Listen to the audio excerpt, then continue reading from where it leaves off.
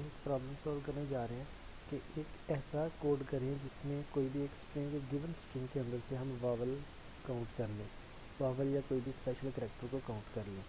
तो उसके लिए हम चलते हैं अपने VS कोड की तरफ। तो कोड करना स्टार्ट करते हैं। सबसे पहले मैंने एक फ़ाइल बना ली है और फाइल का जो है बेसिक HTML वो सारा ऐड कर लिया, स्क्रिप्ट ऐड कर लिया। मैं एक स्ट्रिंग यूज़र से लूँगा और उस स्ट्रिंग की बेस पे उस पे कोई भी ऑपरेशन परफॉर्म करके हम देखेंगे कि इसके अंदर कितने स्पेसिफिक कैरेक्टर मौजूद हैं। यूज़र कोई भी एक स्पेसिफिक कैरेक्टर ऐड करेगा और पता चल जाएगा ये कितनी बार रिपीट हुआ है, और मतलब वावल हो या कोई भी कैरेक्टर हो उसको काउंट करेंगे। स्टार्ट करते हैं स्ट्रिंग से। मैं लेता हूँ स्ट्रिंग, यूज़र से ले लूँगा कोई भी, प्रॉम्प्ट ले लेता हूँ। बोलते हैं कोई भी स्ट्रिंग एंटर करेगा यूज़र, फिर हम कहते हैं यूज़र कोई भी एक वो ऐड कर दे कैरेक्टर। मैं कहता हूँ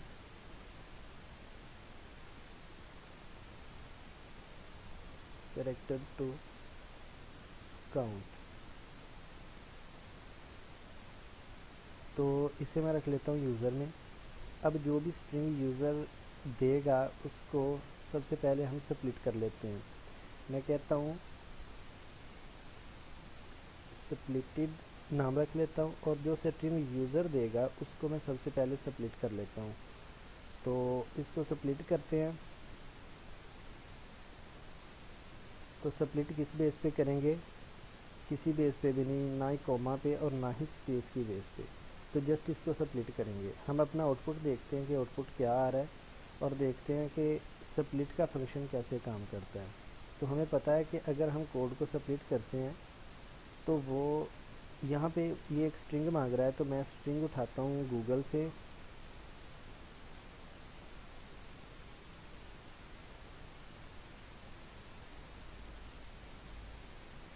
मैं गूगल से कहीं से भी एक स्ट्रिंग उठा लेता हूँ, कोई भी।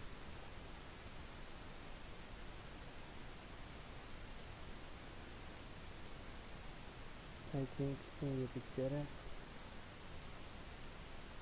आई think that could be enough. No. हम जाते हैं विकीपीडिया पे। विकीपीडिया से कोई भी स्ट्रिंग उठा लेते हैं यहाँ से।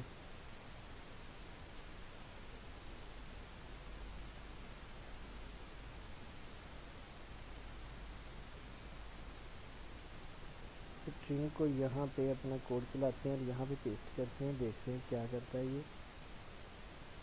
ये कह रहा है कि अच्छा ठीक है। हम देखते हैं अभी बेसिक हमने परफॉर्म करना है अपना एक्शन। कंसोल में जाते हैं, यहाँ पे जाके देखते हैं कि स्ट्रिंग क्या है।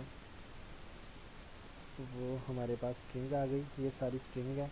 हम देखते हैं कि इस पर स्प्लिट का फंक्शन चला के हमने स्प्लिटेड किया हुआ है, तो स्प्लिटेड की वैल्यू देखते हैं कि क्या आ रही है। ये देखिए स्प्लिटेड की वैल्यू कि वो सारी की सारी स्ट्रिंग को स्प्लिट करके उसने एक एरे में डाल दिया है जो कि स्प्लिटेड नाम से है। हम इस एरे के ऊपर कोई भी ऑपरेशन परफॉर्म करते हैं। क्या करते हैं, सबसे पहले एक लूप चला लेते हैं, फॉर वो ऑफ का लूप। फॉर लेट आइटम, इसका पैरामीटर रख लेते हैं आइटम ऑफ स्प्लिटेड। देखते हैं कि स्प्लिट होने के बाद क्या हमारे पास वैल्यू आएगी। एक एक करके आइटम के अंदर वैल्यू आती जाएगी उस स्ट्रिंग, उस एरे की। एरे जो कि स्प्लिटेड के नाम से है, उसकी एक एक करके वैल्यू आइटम में आएगी। और हम देखते हैं यहाँ पे एक कंडीशन लगा लेते हैं कि अगर तो जो आइटम है जिसमें वैल्यूज़ आ रही हैं वो इक्वल आता है यूज़र की गिवन वैल्यू के।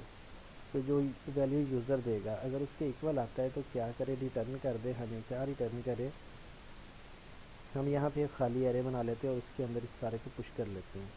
यहाँ पे मैं बना लेता हूँ एक खाली एरे, इसका नाम रख लेता हूँ खाली एरे। तो उसके अंदर मैं इस वैल्यू को पुश कर दूँगा। तो क्या करेंगे,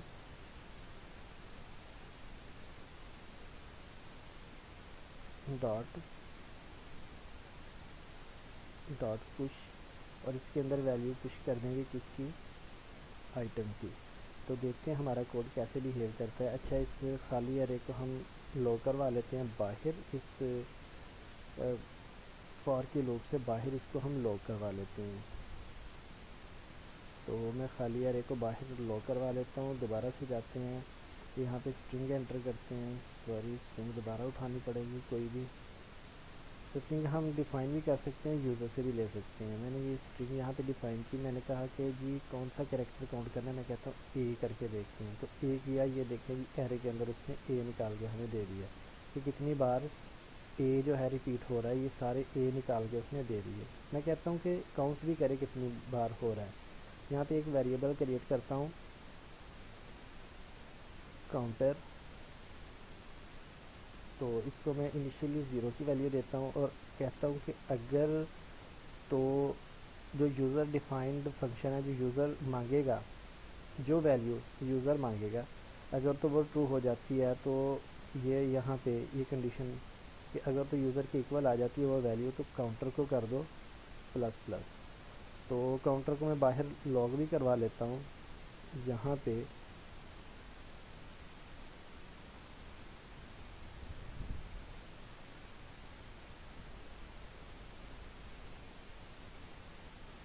तो मैं काउंटर को यहाँ पे लॉग भी करवा लेता हूँ। तो देखते हैं अब क्या सीन है। स्ट्रिंग उठाई, यहाँ पे पेस्ट कर दी। ए को देखना चाहता हूँ तो ये भी ए 6 बार रिपीट हो रहा है। तो ये हमारा सारा कोड चल गया है। इसको थोड़ा सा अब कर लें कि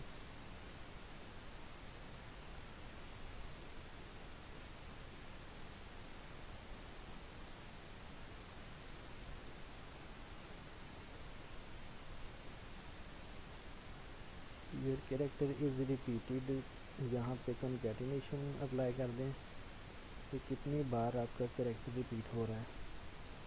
तो यहाँ पे स्पेस दे के कर दें टाइम्स। देखते हैं, स्ट्रिंग उठाई कोई भी, करते हैं स्ट्रिंग ऐड की। मैं कहता हूँ कि बी को काउंट करें। तो दोबारा से देखते हैं, स्ट्रिंग ऐड की, बी को काउंट करो, एंटर किया तो बी जो है सिर्फ एक बार इस स्ट्रिंग में आया है। यहाँ से मैं देखता हूँ कि ना मेन पेज पे विकीपीडिया के यहाँ से कुछ मैं बड़ा सा कैरेक्टर उठाता हूँ, वो स्ट्रिंग उठाता हूँ। इस स्ट्रिंग को मैं ऐड कर देता हूँ अपने प्रोग्राम में जो मैंने बनाया है और देखता हूँ ए कितनी बार रिपीट हुआ है। तो उसने बता दिया कि 62 टाइम्स ए जो है वो रिपीट हुआ है। मैं चाहूँ तो इसको कंसोल ना भी करूँ, चाहूँ तो कर भी लूँ। तो ये था मेन लॉजिक इस प्रोग्राम का। तो मैं देखता हूँ दोबारा से इसी को ऐड करके कि बी कितनी बार रिपीट हुआ है। तो उसने बता दिया 11 टाइम्स बी रिपीट हुआ है। इसी तरह हम एक वॉवल काउंटर बना सकते हैं। ई को देख सकते हैं, तो ई ए ई आई ओ यू मतलब हम किसी भी चीज़ को देख सकते हैं। ई को देखना है तो ई कितनी बार 95 टाइम्स रिपीट हुआ है। तो हम इस कोड को और भी मॉडिफाई कर सकते हैं कि किस तरह से वॉवल बार बार ऐड करते जाएं और वो एक एरे में स्टोर होते जाएं और उस एरे को हम बाद में प्रिंट आउट करवा लें। तो ये मेन फंक्शनैलिटी थी हमारे प्रोग्राम की।